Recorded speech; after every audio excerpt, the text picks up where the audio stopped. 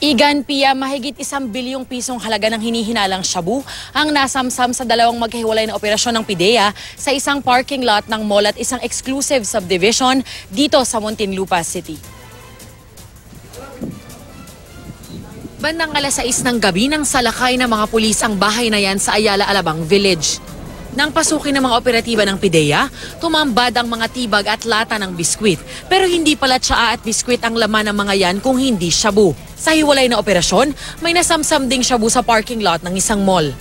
Aabot sa kabuang 145 kilo ng shabu ang nasamsam na ang halaga, nasa mahigit 1.1 billion pesos. Arestado sa operasyon ng 4 na Chinese national na umunoy umuupa lang sa bahay.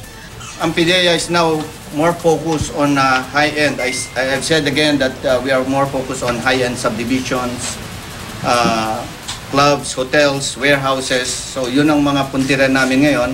Kabilang sa mga nahuli ang isang senior citizen. Itinanggi niyang sangkot siya sa bentahan ng iligal na droga. Kaibigan ko lang yung babae, yung mga iba hindi ko kilala yun. Nakulat ako. These drugs came from the Golden Triangle drug syndicates. So this is the packaging, the same packaging that were seized by other nations such as Thailand, Vietnam, Laos, Myanmar. The same packaging. It's actually a tea bag. Inilalagay nila sa loob ng lata. This is actually a biscuit. And then itong lata nito, tatanggalin lang yung laman sa loob.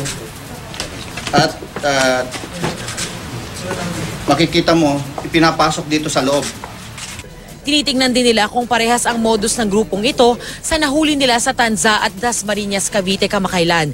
Iniimbestigahan din kung paano napalusot ang mga tibag na may lamang kontrabando. It could be pinalusot to either through seaport.